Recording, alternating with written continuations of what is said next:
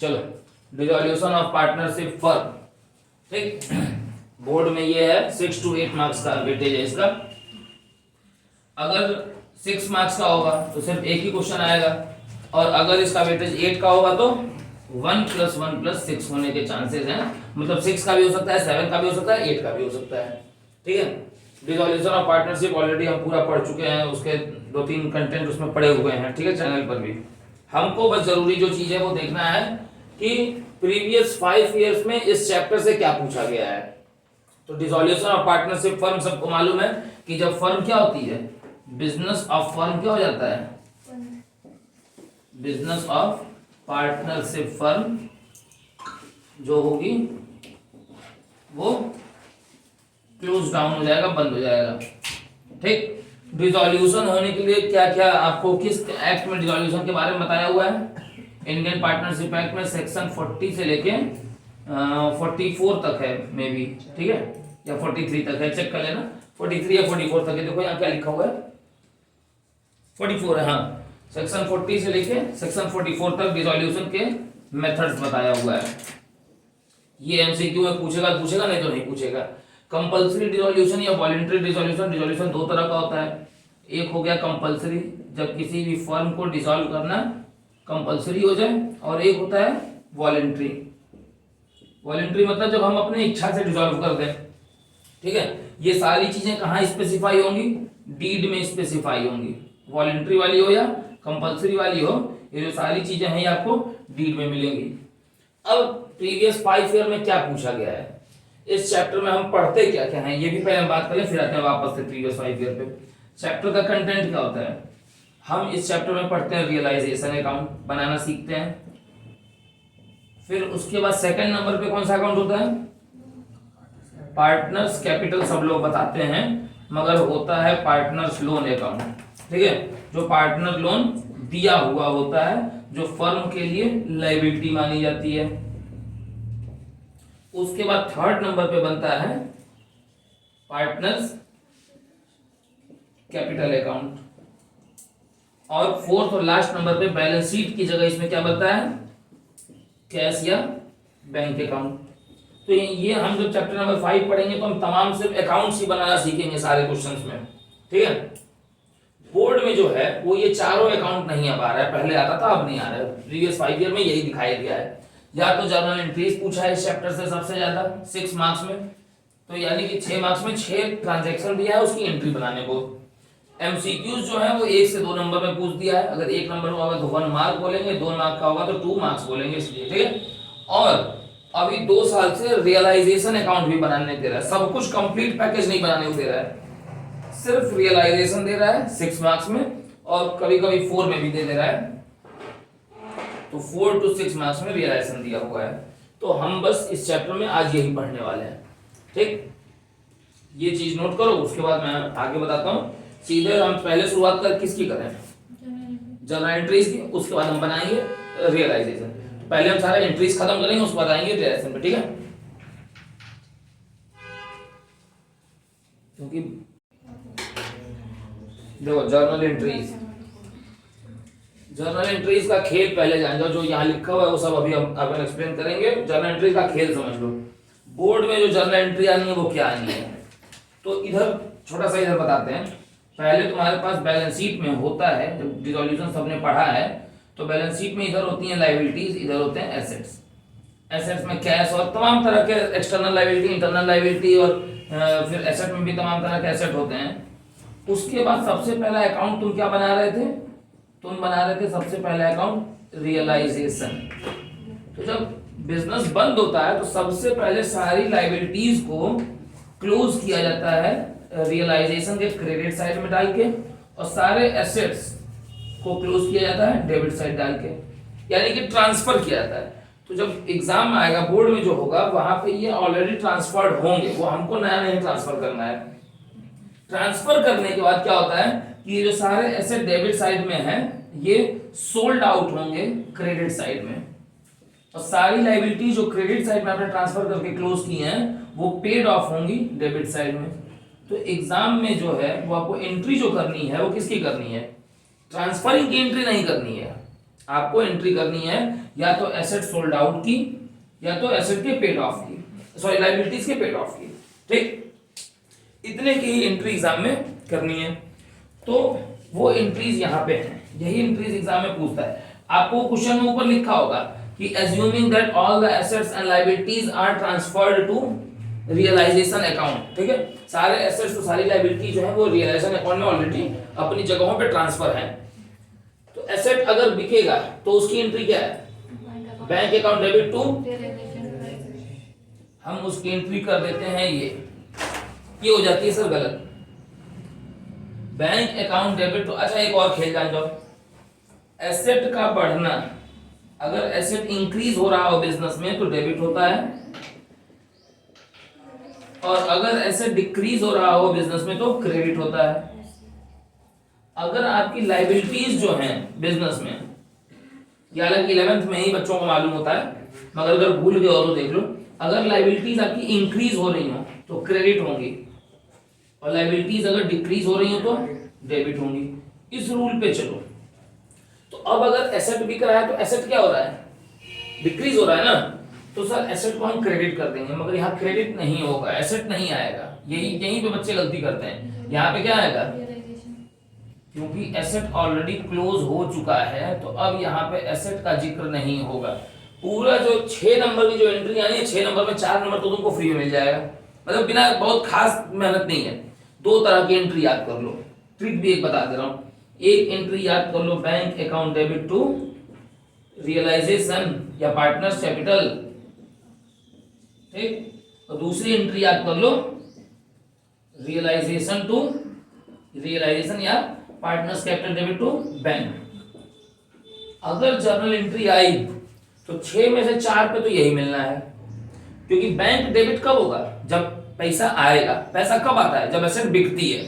ठीक, तो ये एंट्री जो है, ऊपर वाली जो एंट्री है वो एसेट्स के लिए है, और नीचे वाली जो एंट्री है realisation slash partners capital to bank, ये लायबिलिटी के लिए। ऊपर वाली एंट्री एसेट्स के लिए है, नीचे वाली एंट्री लायबिलिटी के लिए है। अब अगर बच्चे को इतना याद है तो 6 में 4 तो पा जाएगा।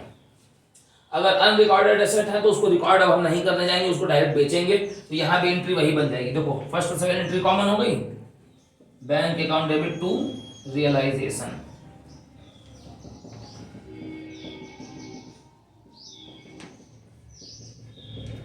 ठीक, अब अगर कोई पार्टनर लेके जा रहा है तो रियलाइजेशन तो क्रेडिट होगा, बस बैंक की जगह कौन आ जाएगा, पार्टनर्स कैपिटल आ जाएगा। आया है ना, partners capital debit to realisation.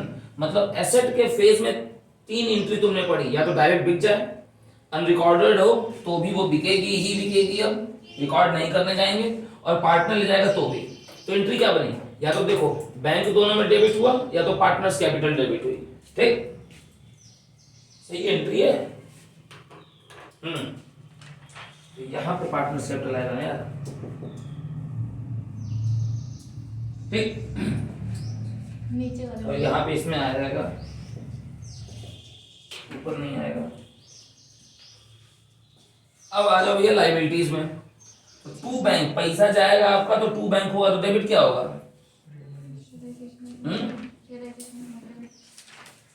यहाँ पे भी टू बैंक है, अनरिकॉर्डेड लायबिलिटी अगर आप पे ऑफ कर रहे हैं तो डेबिट कौन होगा, लायबिलिटी नहीं डेबिट होगी। तो एक बात आपको याद रखना है कि सर जो ये हमने पढ़ा है इसमें लायबिलिटी डेबिट और क्रेडिट नहीं होगी, बस रूल याद रखना है। लायबिलिटी की जगह एसेट हो या लायबिलिटी, उसकी जगह वर्ड क्या रखना है, बस इतना ही पे पूरा खेल है। जहां एसेट या लायबिलिटी तुम्हारे दिमाग में आए वहां पे तुमको अपने दिमाग में क्या लेते आना है, रियलाइजेशन लेते आओ। और जहां पैसा आए उसमें कैश या बैंक डेबिट, जहां पैसा जाए उसमें कैश या बैंक क्रेडिट, और जहां कैश या बैंक ना हो वहां पे भी तुम पार्टनर्स कैपिटल लगा लो। अब अगर लायबिलिटी कोई पार्टनर ले जा रहा है तो पार्टनर्स कैपिटल तो नीचे क्रेडिट है ही, डेबिट कौन होगा, फंडा क्लियर सर। आपको क्या याद रखना है, कुल मिला के सेंस क्या है। और एक्यूमुलेटेड प्रॉफिट लॉसेस रिजर्व का ट्रीटमेंट यही है। अगर एक्यूमुलेटेड प्रॉफिट लॉसेस और रिजर्व है तो प्रॉफिट और रिजर्व है तो उसकी ये वाली एंट्री है। एक्यूमुलेटेड प्रॉफिट और रिजर्व है तो ये एंट्री है, और अगर एक्यूमुलेटेड लॉस हो तो ये नीचे वाली एंट्री है। Partners capital debit to PL. अब यहाँ पे क्रेडिट बैलेंस जो था वो बाद में आके यहाँ पे खत्म होगा तो डेबिट कर दिया जाएगा, और जो पहले ही से डेबिट रहा होगा वो अब खत्म होगा तो क्या किया जाएगा, क्रेडिट कर दिया जाएगा। तो मुझको ये बताओ इस पूरे का तुमको कंक्लूजन क्या समझ में आई? कंक्लूजन क्या समझ में आती है? कंक्लूजन सर ये समझ में आती है कि बैंक कब डेबिट होगा? बैंक डेबिट तब होगा जब एसेट सोल्ड होंगे, और बैंक क्रेडिट कब होगा जब एसेट परचेज होंगे। अरे नहीं सर बात, अब एसेट कहाँ परचेज होगा, अब लायबिलिटीज पेड ऑफ होगी। ठीक है, बैंक का तो डेबिट क्रेडिट खत्म हो गया, अब बैंक के अलावा दूसरा कौन है बच रहा है? रियलाइजेशन। रियलाइजेशन कब डेबिट होगा? रियलाइजेशन कहाँ डेबिट हुआ है? लायबिलिटी के टाइम हुआ है ना। तो रियलाइजेशन तब डेबिट होगा जब आपकी लायबिलिटी क्या की जाएगी सर, पे ऑफ की जाएगी। और रियलाइजेशन आपका क्रेडिट कब होगा? जब आपके एसेट सोल्ड होंगे। फंडा क्लियर? अब बैंक की जगह ऑप्शन में दूसरा कौन आ जाता है? हाँ, बैंक की जगह ऑप्शन में कौन आता है? Partners capital. तो पार्टनर्स कैपिटल डेबिट वहां होगा जहां पे एसेट क्या होंगे तुम्हारे, हाँ, पार्टनर लेके जाएगा ना। देखो एसेट पार्टनर कोई ले गया है, यहाँ ले गया है ना, तो एसेट सोल्ड मत लिखो, इसको लिख लो एसेट टेकन। और पार्टनर्स कैपिटल क्रेडिट कब होगा? जब पार्टनर कोई लायबिलिटी लेके जाएगा, लायबिलिटी टेकन। तो आप बैंक और पार्टनर्स कैपिटल को आपस में एक साथ इंटरचेंज करोगे और रियलाइजेशन जैसे का तैसा ही पड़ा रहेगा। Clear sir? नोट कर लो इसको। देखो रिजर्व्स में वर्कमैन कंपनसेशन रिजर्व का ट्रीटमेंट देख लो।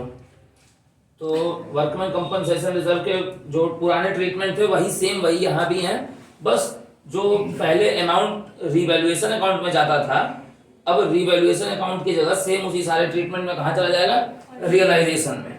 ठीक, अगर कोई क्लेम नहीं है, पहला case when there is no any claim on WCR, तो वर्कमैन कंपनसेशन रिजर्व का पूरा पैसा किसको मिल जाएगा? पार्टनर्स में डिस्ट्रीब्यूट हो जाएगा उनके रेशियो में। डिसॉल्यूशन में कोई ऐसा तो रेशियो होता नहीं है कि एक ओल्ड हो एक न्यू हो तो सेक्रीफाइस के निकालना हो, कुल मिला के एक ही रेशियो ही होता है। तो यहाँ पे ओल्ड न्यू का नाटक नहीं है। अगर क्लेम इक्वल हो वर्कमैन कंपनसेशन के अमाउंट से तब पार्टनर्स में ये नहीं जाएगा, तब क्या एंट्री बनेगी, workman compensation reserve debit to realisation. और अब चूंकि क्लेम हुई है ना, तो जब क्लेम हो जाती है तो उस क्लेम को एडमिट करके उसको चुकाना पड़ता है। तो दूसरी एंट्री बनती है आपकी रियलाइजेशन डेबिट टू, पैसा चुकाने का क्या एंट्री बनती है, बैंक। बैंक क्रेडिट होगा, यानी कि इसमें दो एंट्री बनती है, इसलिए स्पेस छोड़े हुए थे यहाँ पे। अगर क्लेम कम है, मगर क्लेम तो है ना, तो कम है तो जो क्लेम हुई है वो तो आप चल भेज देंगे कहाँ पे, रियलाइजेशन में। अब जो क्लेम का पैसा बचा वो कहाँ जाएगा, पार्टनर्स कैपिटल में। ठीक, मगर जितने अमाउंट से क्लेम हुई है उतने अमाउंट को आपको चुकाना पड़ेगा, यानी कि ये वाली एंट्री रियलाइजेशन टू बैंक वाली एंट्री इसमें भी बनेगी सर, इसीलिए यहाँ स्पेस छोड़े हैं। रियलाइजेशन डेबिट टू बैंक वाली एंट्री क्लेम एडमिट करने की यहाँ भी बनेगी।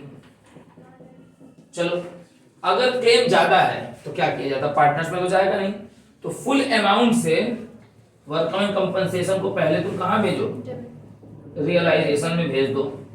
ठीक, और फिर पेमेंट कर दो। ये फुल अमाउंट से आप पेमेंट कर रहे हैं, ये पेमेंट की एंट्री है रियलाइजेशन टू बैंक। यानी कि अगर क्लेम हुई, case number 2, case number 3, case number 4, अगर क्लेम हुई तो रियलाइजेशन टू बैंक वाली एंट्री जो है वो कॉमनली तीनों में बनेगी। सिर्फ रियलाइजेशन टू बैंक सिर्फ कब नहीं बनेगी, जब क्लेम ना हो। अगर क्लेम हुई चाहे इक्वल अमाउंट की हो, चाहे फुल मतलब फुल अमाउंट की हो, मोर देन हो या लेस देन हो, तो रियलाइजेशन टू बैंक आपको बनाना पड़ेगा सर। ये सबसे जरूरी चीज, treatment of goodwill. Goodwill intangible asset है, मगर गुडविल एक ऑर्डिनरी एसेट की तरह यहाँ ट्रीट किया जाएगा, एग्जिस्टिंग गुडविल की तरह राइट ऑफ नहीं होगा, जो जैसा है वैसे ही ट्रीट होगा। अब अगर क्वेश्चन में स्पेसिफाइड है कि ये बिका है, तब तो उसकी एंट्री वो बिकने वाली होगी, बैंक टू रियलाइजेशन। और अगर क्वेश्चन में कुछ नहीं स्पेसिफाइड है, तो चूंकि गुडविल इंटेंजिबल एसेट है, इसलिए हम मानेंगे कि उससे एक भी रुपया रिकवर नहीं हुआ है और हम नो एंट्री बनाएंगे।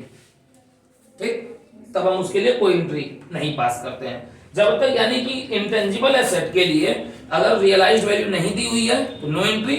और टेंजिबल के लिए एक और बात यहीं पे, अगर टेंजिबल के लिए कुछ नहीं स्पेसिफाई है, टेंजिबल एसेट के लिए अगर नथिंग स्पेसिफाइड है, ठीक, अगर आपका नथिंग स्पेसिफाइड है, नथिंग स्पेसिफाइड अबाउट रियलाइजेशन, तो क्या करेंगे? इंटेंजिबल के लिए नहीं है तो नहीं मानेंगे, मगर टेंजिबल के लिए अगर नहीं है तो यही एक चीज 3 साल से ऐड हुई है सीबीएसई में, पहले नहीं होता था, अभी 2-3 साल से ये ऐड हुई है, तीसरा ये साल है जब ऐड हुआ है। अगर तो टेंजिबल के लिए हम क्या करते हैं, इसको उसके पार वैल्यू पे हम अपने आप रियलाइज्ड मान लेते हैं, हम अपने आप मान लेते हैं उसकी ओरिजिनल वैल्यू पे, पार वैल्यू पे। ठीक,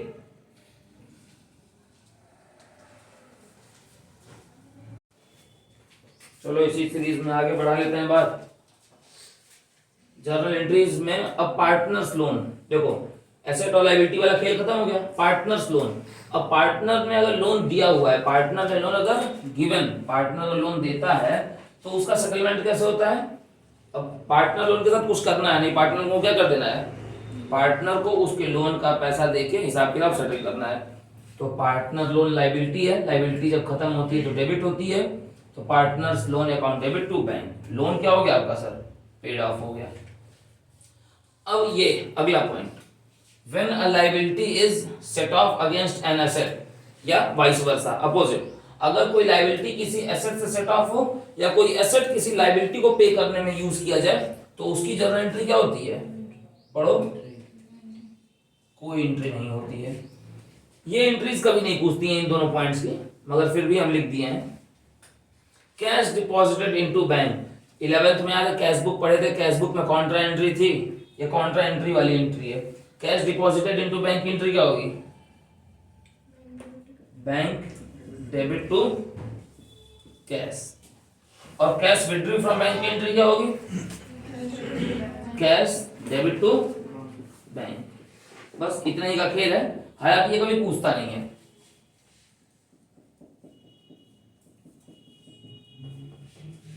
बैंक टू कैश या कैश टू बैंक, यही आपको याद रखना है। बैंक टू कैश कब होगा? जब कैश जो है वो बैंक में डिपॉजिट होगा, और बैंक कैश टू बैंक कब होगा? जब कैश विड्रॉ होगा। अब ये सबसे बड़ा हेड है जर्नल्स में यही, क्योंकि सबसे ज्यादा कंफ्यूजन इसी में होगी बच्चों को। रियलाइजेशन एक्सपेंसेस के वेरियस ट्रीटमेंट, सबसे पहला ट्रीटमेंट सबसे इजी है कि अगर एक्सपेंसेस जो है वो फर्म पेड बाय फर्म भी हो और बॉन्ड बाय फर्म भी हो, मतलब फर्म ही बियर भी करे और फर्म ही उसे पे भी कर रही है, तो जर्नल एंट्री क्या बनेगी? To bank. ये सबसे इजी है, सबसे इजी यही है। दूसरा, एक्सपेंसेस बॉन्ड by firm paid by partner but on behalf of firm. ठीक है, पे बियर कौन कर रहा है? फर्म। पे किसको करना है? पार्टनर को, यानी कि आपको, मगर आप फर्म के बिहाफ पे पे करेंगे, तो टू बैंक की जगह क्या लग जाएगा? क्यों? क्योंकि जब आपको पे करना है तो आपके ऊपर एक जिम्मेदारी बढ़ा दी गई ना, यू आर लाइबल टू पे। और जब भी किसी की लाइबिलिटी बढ़ती है तो पार्टनर्स कैपिटल क्या होती है? बढ़ती है। लाइबिलिटी का बढ़ना मतलब पार्टनर्स कैपिटल का बढ़ना, और कैपिटल का बढ़ना मतलब कैपिटल का क्या होना? डेबिट की क्रेडिट, क्रेडिट होना। Third, when a partner receive commission, ये इस पे तुम फंसोगे, फर्स्ट सेकंड भी तुमसे इजीली हो जाएगा, तुम थर्ड और फोर्थ नंबर में फंसोगे, इसलिए इसको ब्लू से किए। ठीक है, क्या है भैया थर्ड? पढ़ो क्या है? When a partner receive commission, जब आपको रिम्यूनरेशन मिले या कमीशन मिले डिसॉल्यूशन के काम को करने के लिए, फॉर अंडरटेकिंग डिसॉल्यूशन वर्क, आपको कहा गया है, आपको जिम्मा दिया गया है कि पूरे फर्म का एंटायर डिसॉल्यूशन तुम करवा दो और ये लो, उसके बदले कुछ कमीशन रख लो। ठीक, और अब मान लो कि हमने आपको कमीशन दे दिया 20,000 रुपए। 20,000 में आपको सेट कर लिया भैया, 20,000 रुपए में तुम पूरे फर्म का डिसोल्यूशन का काम देखना, ठीक है। तो ये 20,000 की एंट्री पहली वाली है, रियलाइजेशन टू पार्टनर्स कैपिटल 20,000, ठीक। देखो बाहर कोई टमाटर भी बेच रहा है, ठीक है। अब मान लो कि आपने एक्चुअल एक्सपेंस किया, एक्चुअल एक्सपेंस तुम्हारा 20 से ज्यादा भी हो सकता है, 20 से कम भी हो सकता है, कुछ भी हो सकता है ना। हम मान लेते हैं कि तुम्हारा एक्चुअल एक्सपेंस क्या लें, ज्यादा लें कम लें, चलो ज्यादा ले लेते हैं। मान लेते हैं वो 30 लगा या 15 भी लगा हो या 20 लगाओ, जो भी लगाओ, ये उसकी एंट्री ये बनेगी। जो एक्चुअल में तुमने पे किया है उसकी ये एंट्री है 30। Is that clear? फंडा समझ में आया? जो आपको फर्म की तरफ से मिलेगा कमीशन, उसकी एंट्री ऊपर वाली है, उसका अमाउंट ऊपर, और जो आप एक्चुअल पे करोगे चाहे ज्यादा चाहे कम, उसकी एंट्री नीचे वाली। दो एंट्री मिला के इसको बनाना है। तो अगर इसको कंबाइन बनाओगे तो कैसे बनाओगे? इस एंट्री को कंबाइन बनाओगे तो डीके गोयल पढ़ते हो ना, डीके गोयल में इस तरह का जब केस आता है तो कंबाइन एंट्री बना देता है। Partners capital credited 20, partners capital debited 30, तो पार्टनर्स कैपिटल डेबिट कितने से होगी? 10 से ना। तो इसकी कंबाइन एंट्री बनेगी रियलाइजेशन डेबिट 20, पार्टनर्स कैपिटल भी डेबिट 10, और एक्चुअल एक्सपेंसेस जो हुए हैं वो पैसा गया है तो टू बैंक बनेगी 30। डीके गोयल बुक में यही है, ऐसी एंट्री बनती है। हो गया ये फंडा। थर्ड नोट करो, फिर अपन बताते हैं फोर्थ। चलो सर आखिरी केस, when a partner receive remuneration for undertaking dissolution work. Same इसी तरह की बात है, when a partner receive remuneration for undertaking dissolution work, दोनों बात कॉमन है, but expenses are borne by partner, यहां है और यहां है फर्म, ठीक है। तो इसमें दो एंट्री बननी है। जब फर्म बियर करेगी तो पहले तो जितना उसको 20,000 रुपए दिए उसकी एंट्री बना लो, रियलाइजेशन टू पार्टनर्स कैपिटल यहां भी है, रियलाइजेशन टू पार्टनर्स कैपिटल यहां भी है। अब एक्सपेंसेस जो पे किए गए हैं, ठीक है, उसकी एंट्री ये है, ठीक, उसकी एंट्री यानी कि जो एक्स्ट्रा एडिशनल पैसा पे किया गया उसकी एंट्री ये हो जाएगी। यानी कि 30 यहां पे 20 की एंट्री, यहां पे किसकी एंट्री? 30 की। फंडा क्लियर सर? और अगर कोई पार्टनर जिलिया गया, एकदम लड़ाई झगड़ा पे उतारू हो गया कि नहीं नहीं भैया हम ही पे करेंगे, कोई अमीर पार्टनर है, तो उसके लिए क्या एंट्री होती है? अमीरों की एंट्री हमारे यहाँ क्या है? बैन है, ठीक। ये पांचवा केस है, बस खत्म। दो तीन और एक जर्नल एंट्री बतानी है, वो एक साइड इधर बता देंगे मिटा के, और इस पूरे साइड बता दूंगा तुमको रियलाइजेशन अकाउंट, और ये फिर चैप्टर हो जाएगा खत्म कंप्लीट। बस इसको नोट कर लो, फिर चलेंगे आगे। इधर देखो, बस आखिरी जर्नल एंट्री यही है, पार्टनर्स कैपिटल को क्लोजर की एंट्री। अगर पार्टनर को कैश ले आना पड़ेगा, ठीक है, किसी पार्टनर का बैलेंस जो है डेबिट हो जा रहा है, डेफिसिट हो जा रही है, तो उसे कैश ले आना पड़ता है, तो कैश ले आने की एंट्री बनेगी bank account debit to partners capital.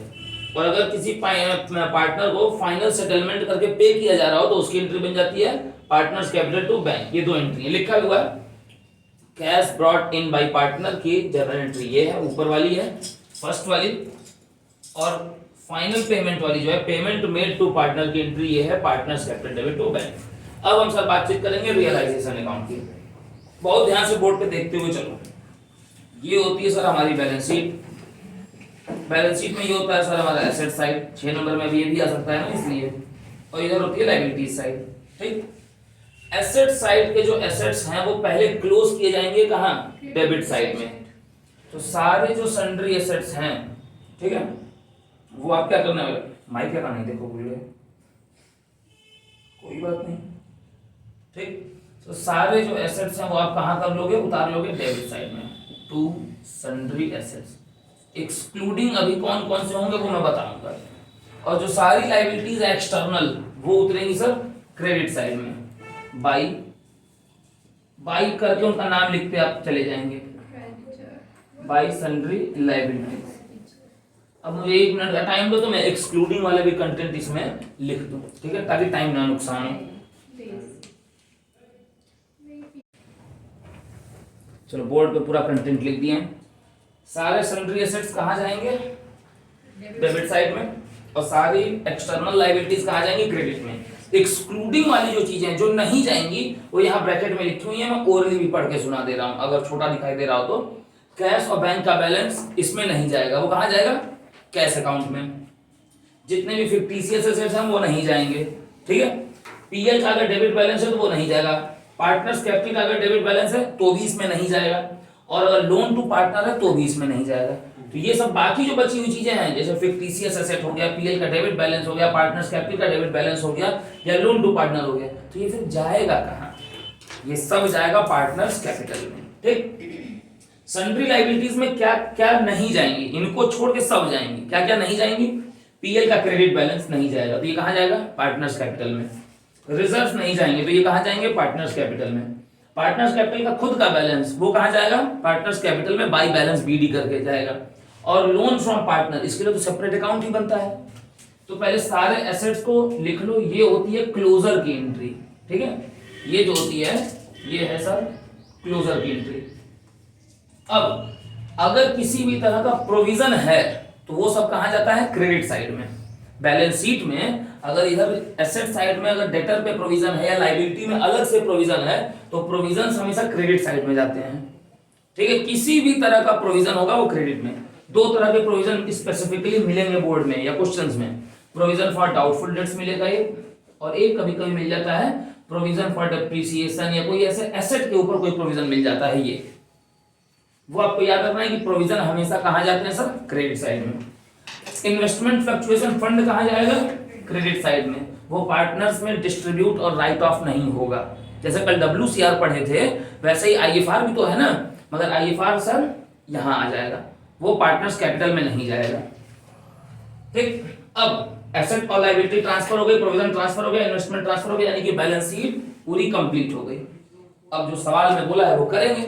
अब सवाल में क्या बोला हुआ? एसेट को बेचने को। तो जब आप एसेट बेचते हैं तो पैसा आता है और पैसा आएगा क्रेडिट साइड, तो लिखोगे बाई बैंक। बाई बैंक लिखोगे, बाई एसेट का नाम नहीं लिखोगे।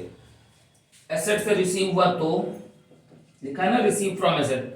अगर अनरिकॉर्डेड एसेट से रिसीव हुआ तो भी, बैड डेट अगर रिकवर्ड से रिसीव हुआ है तो भी बाई बैंक ही लिखा जाएगा।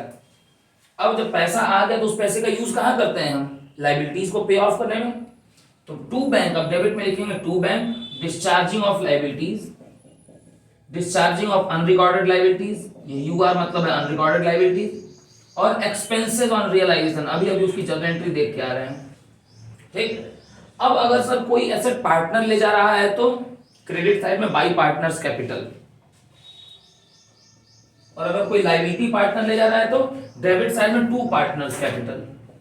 एसेट ले जाएगा तो क्रेडिट साइड में, लायबिलिटी ले जाएगा तो डेबिट साइड में। तो टू पार्टनर्स कैपिटल तीन चीजों में लिख सकते हैं। कहां कहां? लायबिलिटी टेकन के लिए, एक्सपेंसेस ऑफ रियलाइजेशन के लिए, और रिम्यूनरेशन पेएबल, तीनों के लिए पार्टनर्स कैपिटल यूज हो सकता है। अब उसके बाद हमने क्रेडिट पूरा जोड़ा। क्रेडिट का कोई टोटल हमारा है मान लो कि 5 लाख। डेबिट हमने पूरा जोड़ लिया, यहाँ जितना भी अभी तक लिखा है इसका जो टोटल आ रहा है वो आ रहा है मान लो 4,50,000। तो यही 5 यहाँ लिखेंगे जो बड़ी वाली साइड होती है। तो 50,000 हम क्या मानेंगे? प्रॉफिट मान लेंगे। अब ये जो 50,000 प्रॉफिट है ये किसमें बटेगा? लिखेंगे टू प्रॉफिट ऑन रियलाइजेशन, और ए और बी को मिल जाएगा उनके जो भी गिवन रेशियो। एक ही रेशियो ही दिया होगा, दो रेशियो होंगे नहीं। यहाँ पे ओल्ड न्यू का खेल होता नहीं, एक ही रेशियो होता है। अब सर आपके लिए एक और चीज, जर्नल एंट्री में एक चीज मिस थी, अभी मैंने पूछा तो बताया। जर्नल एंट्री में एक चीज मिस थी, रियलाइजेशन पे प्रॉफिट या लॉस की जर्नल एंट्री, उसकी जर्नल एंट्री यहाँ पे नोट कर लो, लगे हाथ। प्रॉफिट ऑन रियलाइजेशन की जर्नल एंट्री क्या होगी? बोर्ड पर से देख के बताओ। प्रॉफिट ऑन रियलाइजेशन की जर्नल एंट्री क्या बनेगी? रियलाइजेशन डेबिट टू, समझ में आ रहा है? Realisation debit to partners capital. तो लॉस की एंट्री क्या बन जाएगी? जस्ट इसका अपोजिट बनेगी। लॉस ऑन रियलाइजेशन की क्या बनेगी फिर? जस्ट इसी का opposite, partners capital debit to realisation. अच्छा एक बात और याद है, नहीं याद है दोबारा रिपीट कर दे रहा हूं, कल ही अभी बताया हूं कि भैया कुछ भी हो जाए, अगर टेंजिबल एसेट की वैल्यू नहीं बताई है, रियलाइज्ड वैल्यू, सुन लो 3 साल से अमेंडमेंट आया है सीबीएसई में, अगर टेंजिबल एसेट की रियलाइज्ड वैल्यू नहीं बताया है तो वो रियलाइज्ड किस पे होती है? एट पार, फुल वैल्यू पे। और अगर इनटेंजिबल एसेट की नहीं बताया है तो नील। पहले क्या होता था कि जब नहीं बताता था तो दोनों में नील होता था, ठीक है। तुम्हारे जो सीनियर भाई बहन 3 साल पहले पढ़े हो वो उनसे पूछोगे तो वो बताएंगे कि दोनों में नील है। अब ये हो गया है कि अगर एसेट टेंजिबल है तो पार लेंगे और इनटेंजिबल है तो नील लेंगे। मतलब गुडविल के बारे में नहीं बताया तो नील लेंगे, और प्लांट एंड मशीनरी के बारे में नहीं बताया तो पहले नील ले लेते थे, अब क्या लेंगे? फुल वैल्यू पार वैल्यू लेंगे। क्लियर? पूरी पार्टनरशिप इंटायर आज कंप्लीट हो गई है। नेक्स्ट वर्किंग डे से सर हम लोग शुरू करेंगे क्या? Company account, issue of share और डिवेंचर। तो पूरी 36 नंबर के रिवीजन बैच खत्म, ठीक है। चलो आप सभी का समय शुभ हो, जय हिंद।